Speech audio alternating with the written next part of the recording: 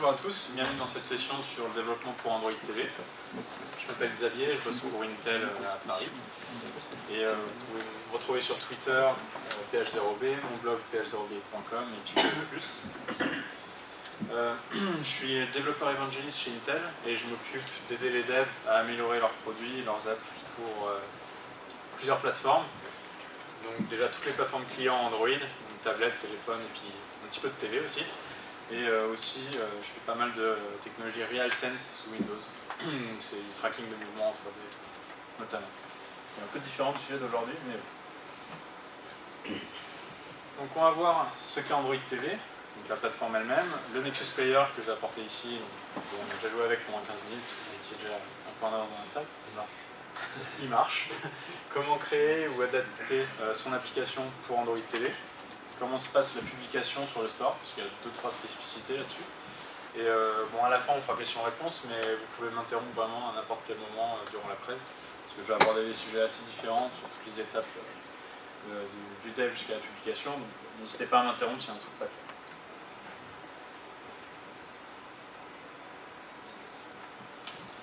Donc Android TV, c'est d'abord Android. Donc c'est cool, déjà c'était dans le nom, tant mieux. Mais si vous vous rappelez d'un produit qui s'appelait Google TV, qui est sorti en 2011, Google TV en 2011, c'était pas exactement Android. C'est une version d'Android avec plein de trucs dedans, et qui était faite pour quelques appareils. Et là, la différence, c'est que maintenant, c'est une cible de la OSP, tout est bien intégré, c'est vraiment Android. Vous avez accès à quasiment tout.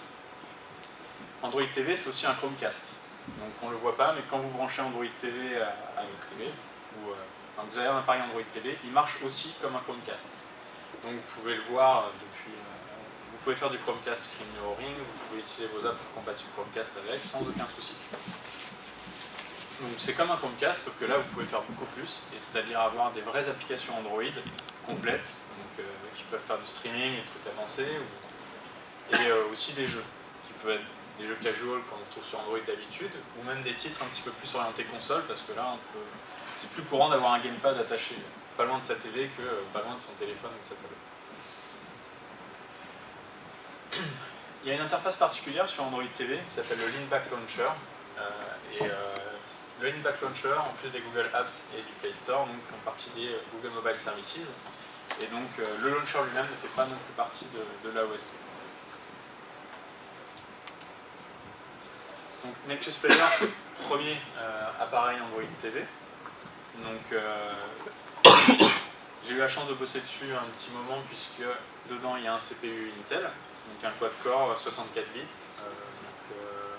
avec aussi un GPU PowerVR qui supporte OpenGL 3.1, donc c'est des trucs vraiment récents, il n'y a rien à voir avec le hardware qu'on pourrait avoir dans un Chromecast.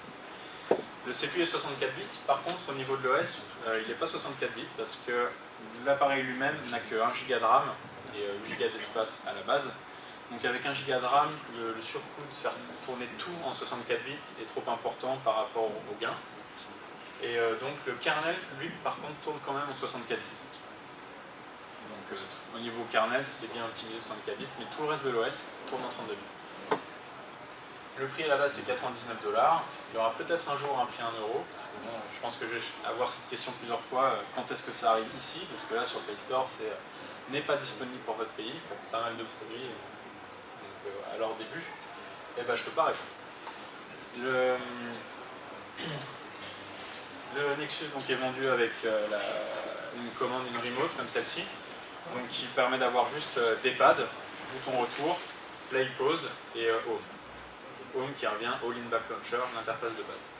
Et il y a aussi un petit micro pour faire des commandes vocales. Vous avez vu qu'il n'y a pas de clavier et que les saisies sur ce genre de device, c'est tout le temps la mort. À rentrer un mot de passe Wi-Fi par exemple.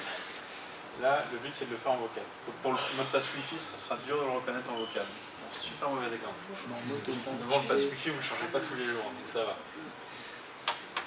Derrière, il y a un micro USB, un HDMI et la LIM. Il n'y a pas de port Ethernet de base ou de trucs de ce genre. Par contre, l'USB supporte du OTG, donc du USB host, et vous pouvez mettre un adaptateur Ethernet. Vous pouvez même mettre, si vous voulez, un hub avec un adaptateur Ethernet, un clavier, une souris. Et là, bon, vous faut encore ajouter certainement d'autres trucs, mais la plupart des périphériques sont supportés. Donc on va appuyer sur une petite démo. Ceux qui n'étaient pas là avant le début de la session.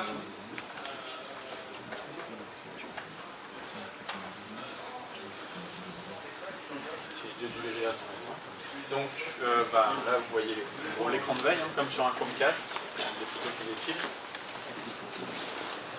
On va réveiller. Là on est sur l'interface de base.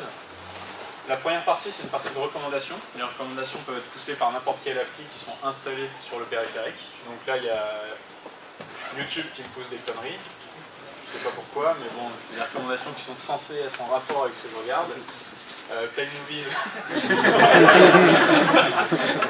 Alors, un petit défaut d'Android TV, c'est qu'on ne peut pas virer des recommandations pour lui dire que c'est vraiment naze ce qu'il propose. Mais bon, un jour que une vidéo qui est associée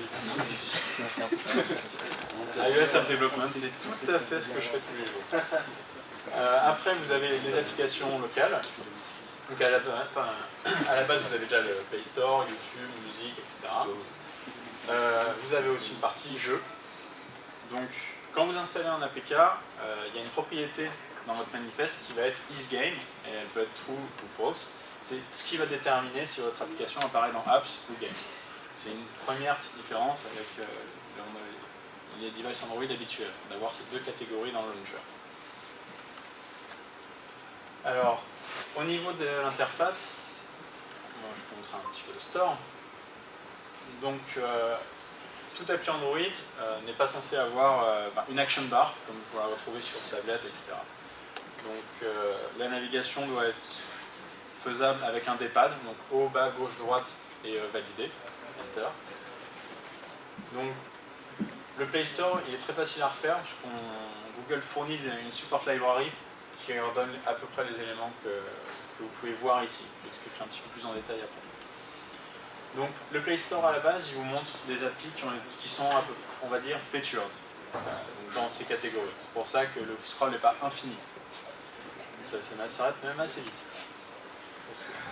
Donc en musique, vous pouvez retrouver des applis comme Music Match ou Vevo et autres.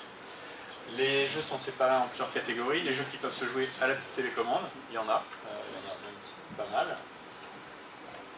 Les jeux encore casual, mais qui peuvent être joués avec n'importe quel gamepad. Donc le gamepad qui est vendu séparément ou n'importe quel gamepad Bluetooth HID. Ça marche quand même.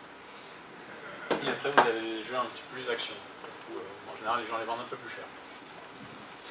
Donc des jeux qui viennent parfois un petit peu plus du monde des consoles, comme il peut y avoir Soul Calibur dans un coin. Tu l'as passé Soul Calibur. Je l'ai passé. C'est pas grave, on y reviendra. Ou Final Fantasy. Voilà. On reste chez Sega.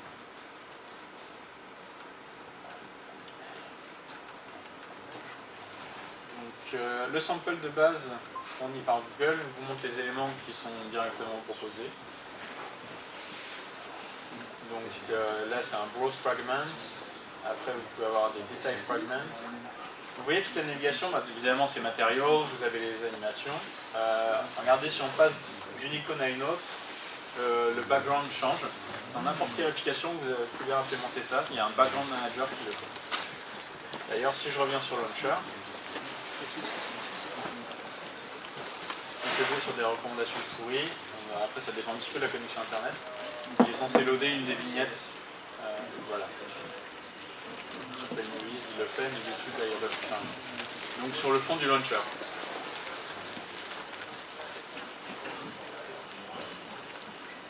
Donc, au niveau des jeux, il y a de tout, vraiment. Vous pouvez avoir des jeux casual que vous retrouvez sur Android. L'intérêt, c'est que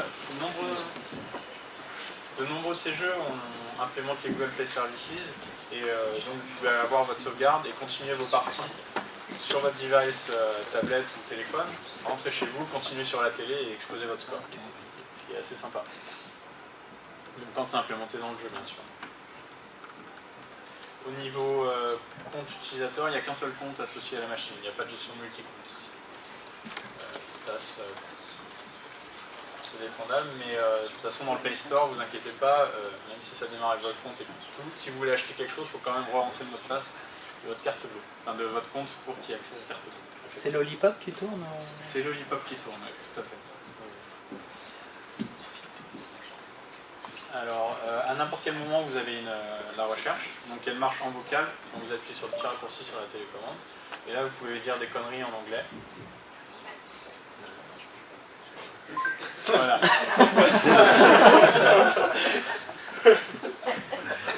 Donc si vous parlez anglais, il va essayer de traduire ce que vous dites de toute manière. Bon, c'était pas tout à fait ça, mais toutes les applications peuvent fournir leur résultat de recherche. Ça, c'est un mécanisme Android classique, c'est pas spécifique Android TV là-dessus. Et après, dans n'importe quelle application, vous pouvez retrouver cette recherche. D'ailleurs, je reviens sur le store. Toutes ces catégories, c'est des applications qui sont featured, mais si vous poussez votre application sur le store, elle sera directement accessible par la recherche. Android. Suspense de fou. Voilà. Et là, vous avez plus d'applications qui sont dispo. Maintenant, il limite la recherche à un certain nombre. Avant, c'était la technique pour avoir quasiment tout. Pour voir un petit peu ce qui arrive là-dessus. D'ailleurs, vous pouvez même développer sur Android TV, si vous mettez clavier souris, vous avez AID qui vous permet de prendre un projet, et ça marche avec Gradle maintenant, compiler directement dessus. On va retourner à la page pour expliquer un petit peu ce qu'on peut en faire de tout ça.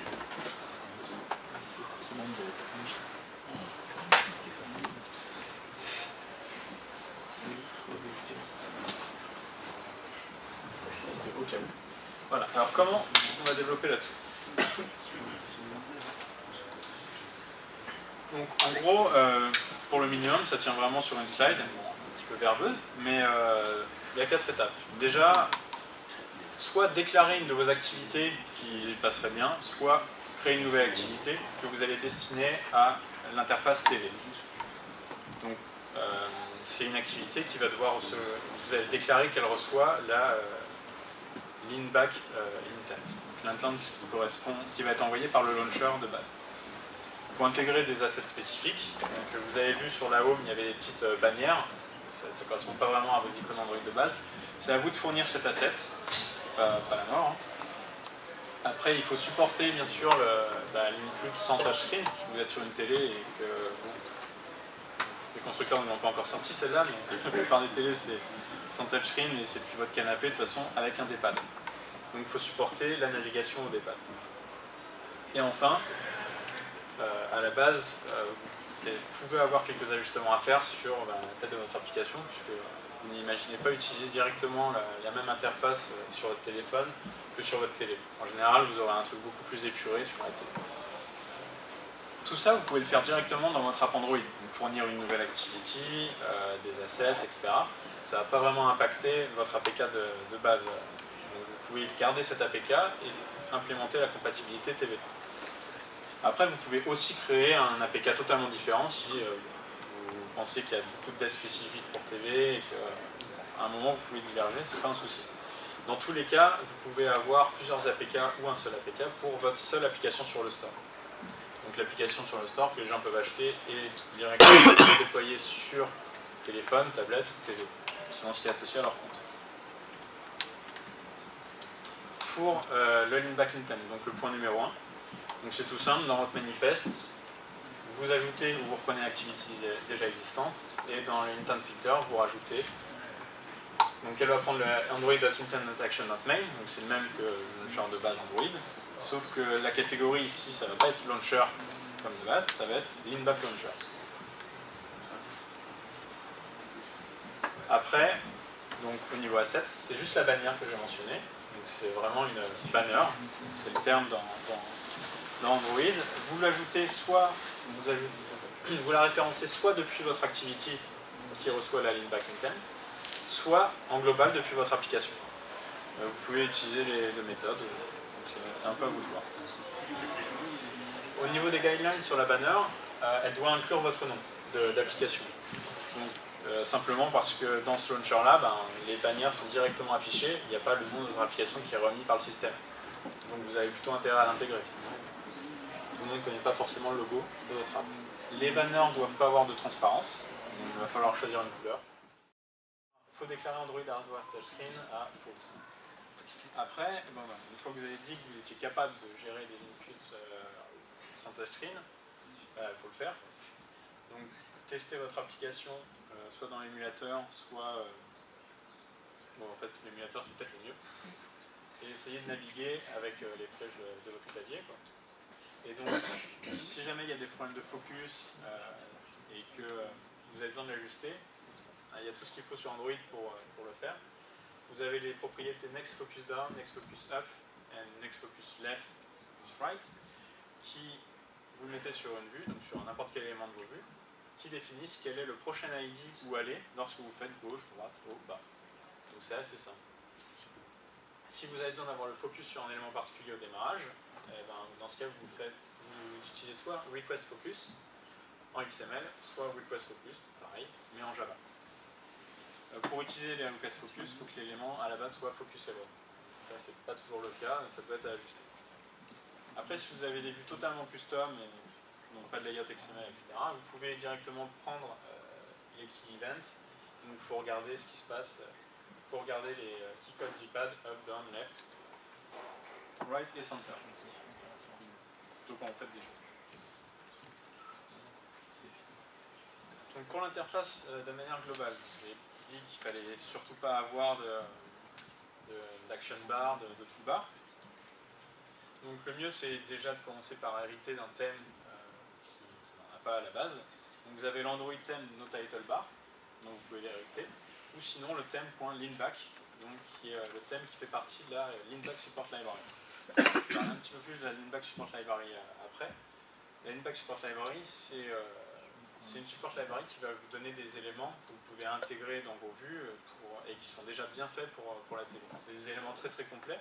Vous n'avez pas forcément besoin d'utiliser la Leanback Support Library pour faire une appli Android TV ou compatible Android TV. C'est seulement si vous voulez utiliser des éléments qui en font partie. Après, de manière générale, dans vos layouts, vous avez besoin de prendre en compte ce qu'on appelle l'overscan. Qui est familier avec les concepts d'overscan sur TV de manière générale? Je pensais que c'était plus commun. En fait, l'overscan, c'est un phénomène bizarre et inexplicable qui fait que quand vous connectez quelque chose à un projecteur ou une télé, et bien des fois, le projecteur ou la télé mange une partie de votre contenu sur les côtés. Ah oui, putain. Voilà, ça arrive à tous au moins une fois. Donc c'est ça l'overscan. Et donc l'overscan étant très courant sur les téléviseurs, même si on peut avoir tout numérique des fois, même du 1080p sur du 1080p, hop, ça va être scalé, croppé. Et bon, c'est dommage, mais du coup c'est à gérer dans les applications, donc pour intégrer des marges. Donc 27 dp en haut en bas et 48 dp sur les côtés. Donc dans ces marges, on n'est pas de mettre un bord noir, hein, ça va être très moche, mais il faut éviter du coup, si vous faites un jeu, de mettre par exemple la barre de vide dedans. C'est des petites choses comme ça. Donc c'est à prendre en compte. Si vous utilisez directement les fragments proposés par la support library, ils sont déjà pris en compte, toutes ces marges. Si vous faites les vôtres, là, il faut le faire. Je vais parler un petit peu plus de la Leanback Support Library.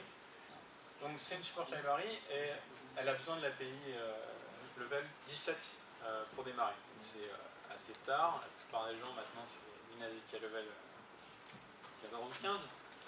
Et donc ça peut être gênant. Si jamais vous voulez juste ajouter le support Android TV à votre APK sans nécessairement en créer un nouveau, et donc que vous avez utilisé la Leanback Support Library juste pour la partie TV, vous pouvez toujours utiliser la Leanback Support Library dans votre application et garder votre WinSDK level 15 en utilisant Tools Override Library Android Support V17 Leanback. Donc pour garder votre propre WinSDK level. Bon, bien sûr, la contrepartie, c'est qu'il ne faut surtout pas utiliser la support library si vous êtes sur un device qui est avec un API level en dessous de 17. Ça, vous le faites du coup au runtime. Et si vous utilisez la Leanback Support Library juste pour votre partie TV, il n'y a pas de souci de toute manière. Tout ce que j'ai décrit là, en fait, ça suffit pour ajouter le support. Donc, ajouter la bonne intent Leanback Launcher sur une activity, qui va être la principale, une bannière pour l'activity ou l'application, ajuster le support de la navigation des pads et ajuster l'UX, soit refaire des nouvelles vues épurées pour Android TV, soit améliorer les vues existantes. Après, on peut aller un petit peu plus loin. Donc déjà utiliser la Leanback Support Library, donc, qui vous propose pas mal d'éléments, comme par exemple le Browse Fragment. Donc le Browse Fragment, c'est tout ça. Donc c'est le menu, le contenu sur la droite, donc complètement tout. Si vous partez du Browse Fragment, vous pouvez tout customiser, donc la couleur, par exemple, One Color, l'action sur le rond de recherche, le titre, vous pouvez mettre un drawable à vous, etc. Donc c'est vraiment des éléments très complets qui vous permettent de faire une app comme celle du Play Store, qui est pas mal, et vraiment rapidement. Après, vous pouvez vous intégrer au système de recommandation. Donc la première partie qu'on voyait sur le Leanback Launcher, donc, qui est plus ou moins on va dire sympa avec des personnes. Donc n'importe quelle application peut pousser des recommandations. En fait, les recommandations, ce sont des notifications qui ont pour catégorie recommandations. Il n'y a aucun autre système de notification sur Android TV. Donc elles sont utilisées ici pour apparaître dans cette barre de recommandations. Donc il y a pas mal de choses que vous pouvez customiser dans ces recommandations. Donc vous partez d'une notification de base Big Picture Style. Et donc le large icon, j'ai mis les correspondances. Le large icon, ça va être la grande vignette. Vous pouvez changer le background, ça va être un extra, le extra background image UI, donc on avait vu tout à l'heure. Et vous pouvez bien sûr changer toutes les couleurs, mettre l'icône de votre application, etc. Ces notifications, après, il faudra les lancer peu de temps après le démarrage de la machine.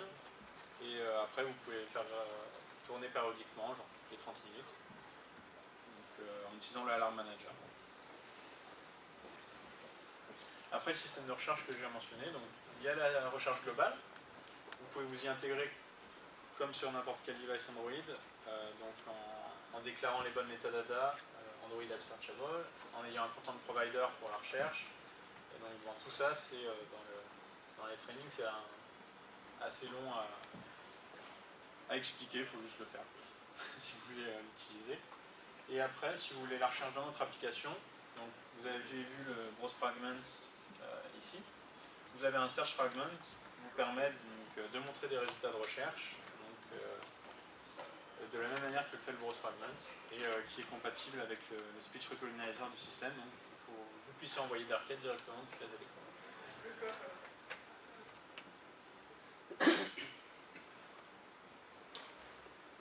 Là, c'est si vous vouliez aller plus loin. Après, on va voir ce qui change un petit peu par rapport à la publication. Donc, il y a plusieurs choses à vérifier avant de commencer à publier pour Android TV. Donc, ça va se résumer à bien vérifier que vous avez les bons feature requirements, donc que vous n'avez pas des features qui ne seront même pas sur Android TV, genre téléphonie.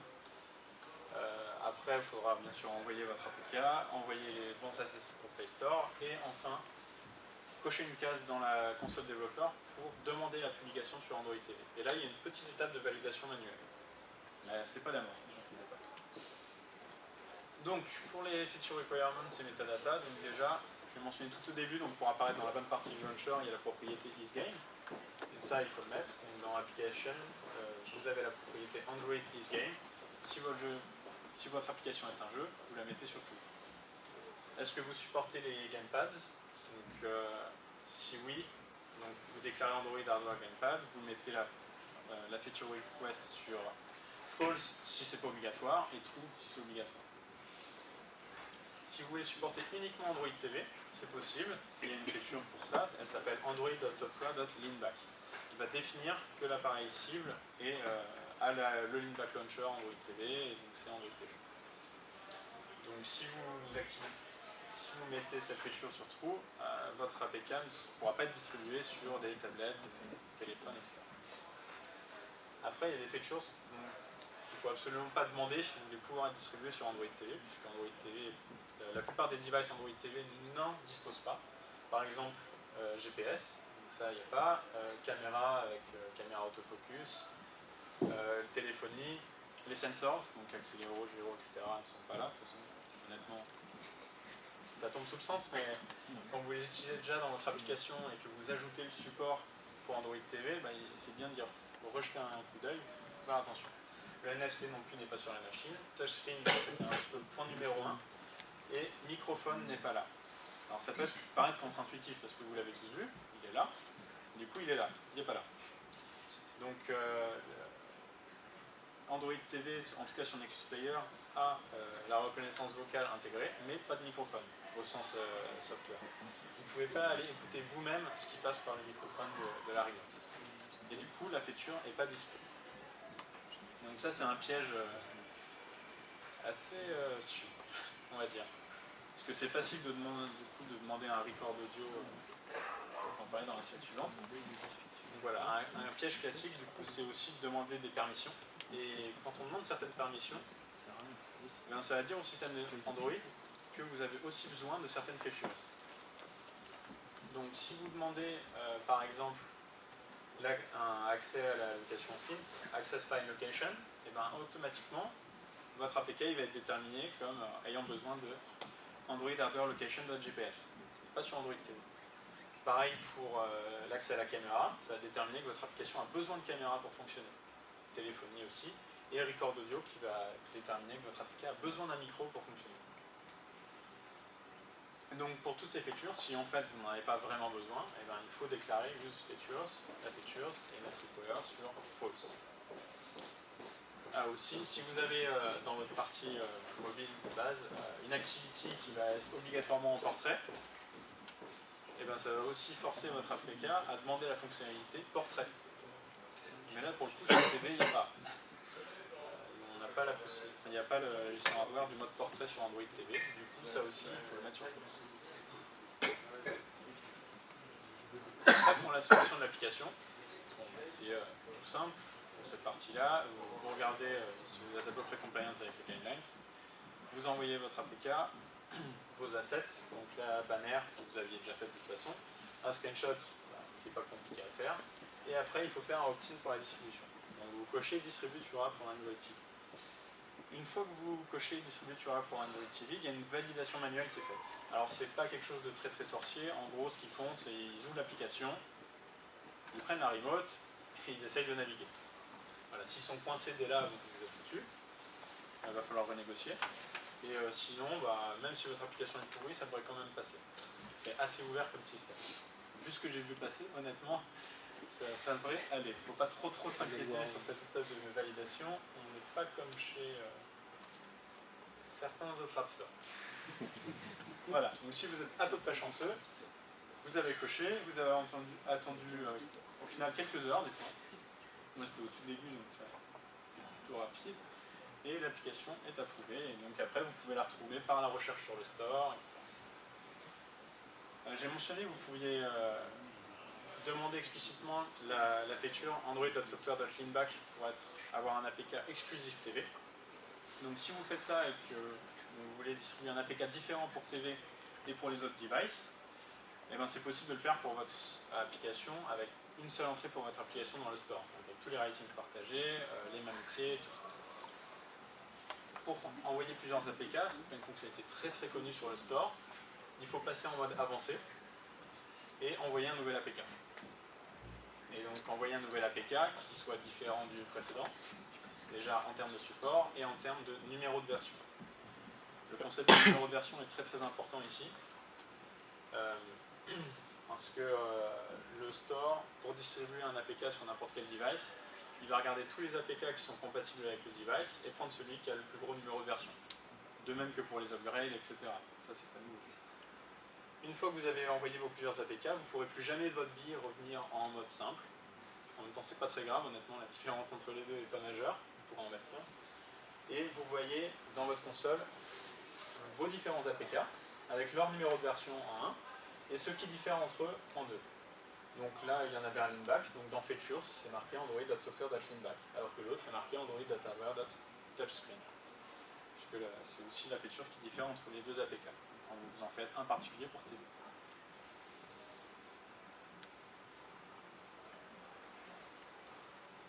Donc un bref passage aussi, j'avais dit au début que le CPU dans Android TV, c'est un CPU Intel. Donc, à la base, Android c'était développé avec des plateformes ARM en tête, et maintenant ça en supporte plus, donc ARM v5, ARM v7, x86, x86 64.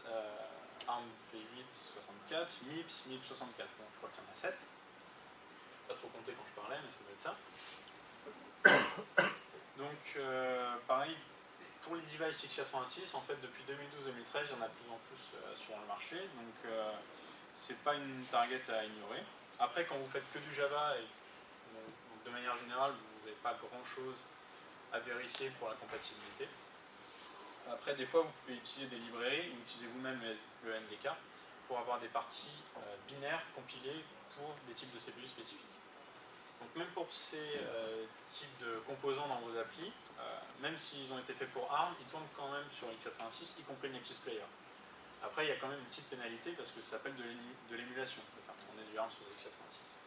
Elle n'est pas si grosse que ça, cette pénalité, mais bon, de manière générale, c'est mieux de recompiler ces parties natives ou de mettre à jour vers les dernières versions des librairies dispo, qui en général intègrent ce support.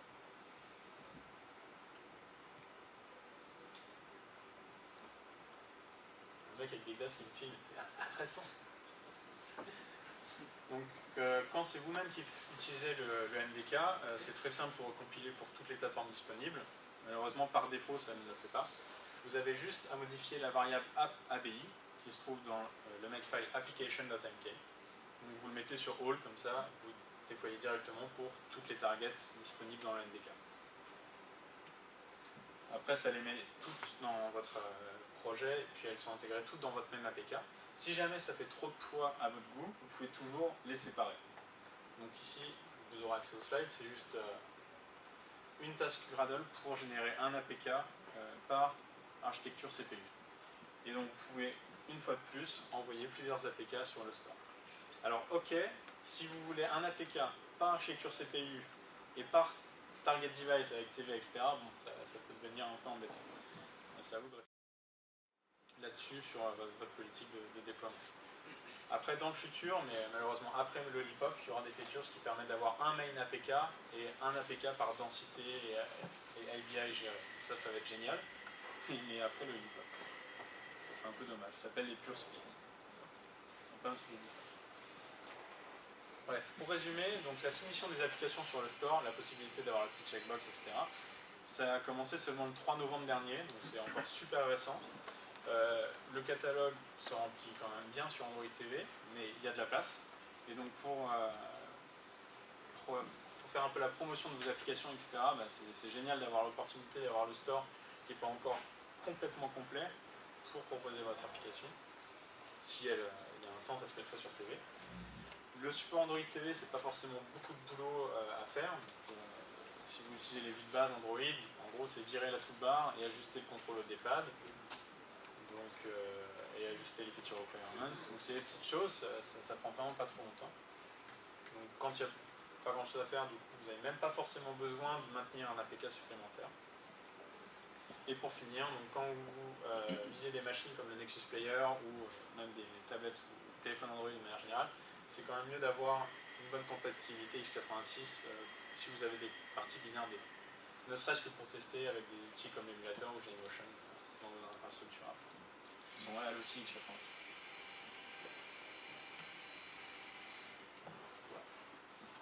Donc, bah, je sais que j'ai couvert quand même pas mal, du produit jusqu'à l'intégration dans vos applis, etc. Et à la publication, donc ça fait pas mal d'infos. Si vous avez des questions, vous avez encore 5 minutes. Oui. Le Nexus Player, c'est pour quand en France? Je sais pas. Moi j'avais dit au début de la presse parce que je J'ai sentais pas venir compris. la question. Non, Ah, ok, j'en sais d'accord. rien. Donc c'est pas moi qui m'occupe de la distribution du device, c'est un device Google, donc c'est eux qui décident où et quand c'est dispo. Je crois que ça commence à être dispo dans le retail aux US, en plus, donc pas seulement par le Play Store. Donc on voit qu'ils veulent élargir la distribution. Après, de manière générale, Nexus Player c'est le premier device Android TV. Il y aura plein d'autres devices Android TV à venir. Déjà, les télé Sony, toutes les Bravia vont avoir Android TV. Je pense que les Sony Bravia, ils vont quand même en vendre en France. Il y a Bouygues qui a annoncé une box, mais pour l'instant, c'est pas du Lollipop. Je n'en sais pas trop dessus au niveau du support Android TV. Elle est sortie. Ouais, elle est sortie. C'est quoi la différence entre avoir un Nexus et une télé brandée Android TV? Le prix? Non mais c'est pareil, Oui, normalement, oui. Après, bon, comme entre n'importe quel device Android, il y aura des différences au niveau de la performance CPU, GPU. Je ne sais pas ce qu'ils ont mis comme GPU dans les TV chez Sony, donc je ne peux pas dire si on peut faire tourner des trucs très lourds. Mais, après, pour tout ce qui est applicatif, etc., c'est le même store, c'est le même tout. Il y a une question là-bas au fond. Oui, je voulais vous demander, est-ce que il y a de prévu l'intégration de fonctionnalités type télévision pour rassembler les box avec l'Android TV? Ouais, alors sur Android TV, il y a toute une partie qui s'appelle le TV Intuit Framework. Et il y a très peu de docs, je n'ai jamais vu fonctionner et je n'ai pas testé moi-même. Donc je n'ai pas vraiment beaucoup de conseils à donner. Mais c'est quand même dedans déjà. Mais c'est déjà dedans, quelque chose de il y a déjà la possibilité de le faire tourner sur le Nexus Player. Donc bah, forcément pas avec un broadband, il faudra rajouter un tuner TNT ou pour faire des trucs comme ça, mais je crois qu'il faut quand même la signature système pour pouvoir faire un paquet qu'il utilise. Mais je ne sais même pas sûr. Hein. Mais c'est déjà possible de tester des choses de ce genre avec le Nexus Player dans le commerce, puisque de toute façon, on peut builder directement la OSP avec le BSP qui est dispo, comme celui qui est là pour tous les Nexus. Tu as parlé du Browse Fragment, Ouais. qui est un fragment spécifique en Web TV du coup. Alors c'est un fragment qui est offert par Leanback Launcher. Ok. Donc il est spécifique Android TV. Oui, après on peut l'afficher même sur des devices. Sur d'autres devices, c'est possible. Enfin, après, ça respectera peut-être pas forcément les guidelines. Sur un Fire TV en gros, ou d'autres devices TV. Ah, d'autres devices TV, ok. Enfin, on peut l'afficher sur n'importe quel device, mais sur une tablette ou un téléphone, ça sera peut-être bizarre. Je ne sais pas comment ils gèrent le touchscreen à la base. Ok. Et il y en a d'autres, des composants spécifiques en Android TV Ouais, donc il y a le Browse Fragment, il y a le Search Fragment, il y a le search, qui est quasiment aussi. pareil. Il y a un Details Fragment, Okay. donc c'est pour la vue de détail quand on arrive sur un des items qui est dans le Browse Fragment, donc une des vidéos. Il y en a un pour le playback de vidéo, avec les outils de playback. Il y a un pour la petite partie recherche, donc avec l'ordre de recherche en haut, etc. Ça c'est aussi dedans. Il n'y a pas beaucoup plus. Mais après, tous les éléments qui font partie de ce Browse Fragment, ce Search Fragment, etc., ils sont aussi réutilisables directement. Donc si on veut juste le petit ordre de recherche, on peut le mettre dans n'importe quoi d'autre. D'accord, merci. Est-ce que vous savez si Google a défini des politiques strictes pour les OEM au niveau de l'intégration de Android TV? Dire par là, est-ce que par exemple Sony va faire sa surcouche avec une interface différente d'Android TV upstream Avec autre chose que Leanback Launcher en fait, par exemple. Ça, je ne sais pas trop là-dessus. Après, de manière générale, les agreements avec Google, pour avoir accès au Play Store, c'est tout le package Google Mobile Services qui inclut Leanback Launcher, etc. Donc, de manière générale, ça me paraît compliqué de trop dévier si on veut avoir accès à tout le package. Après, je pense qu'au niveau du launcher, il y a moyen de refaire le sien et après, c'est des discussions à avoir avec Google pour voir à quel point on peut digresser là-dessus. Ça doit être des choses qui ressemblent un minimum.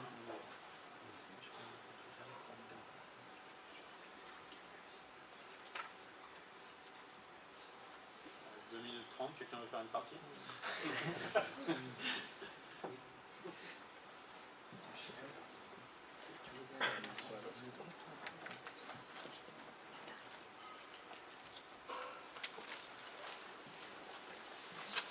vous montrer les différents éléments du sample.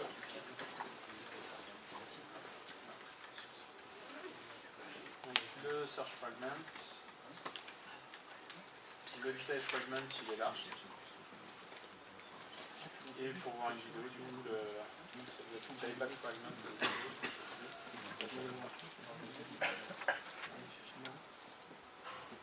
Donc ça c'est le sample de base fourni par Google que vous pouvez retrouver sur GitHub et qui implémente plusieurs éléments de la Leanback Support Library, pas tous.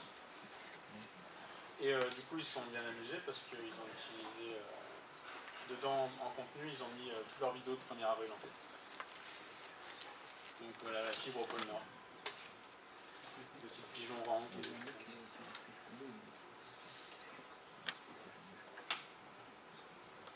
Oui. J'ai une dernière question sur la validation. Tu as expliqué que pour le moment c'était manuel, mais ils n'étaient pas trop embêtants. Il y a des règles précises qui ont été édictées. Est-ce que ça va continuer ou c'est juste pour le début pour être sûr que les développeurs adaptent bien leurs applications? Je pense que c'est parti pour durer, c'est pas une grosse étape de validation, tu as bien compris. Après, il y a des guidelines TV qui sont déjà sortis, donc c'est sur la partie design en développeur Android. Donc pour la publication, il y a une série de guidelines avec des petits noms de code, et on voit à chaque fois ce que doit faire l'app, ce que ne doit pas faire l'app. Donc ça, oui, ça va lire avant de publier. En gros, c'est ce que j'ai dit, en incluant la limité au départ. S'il y a d'autres questions, merci.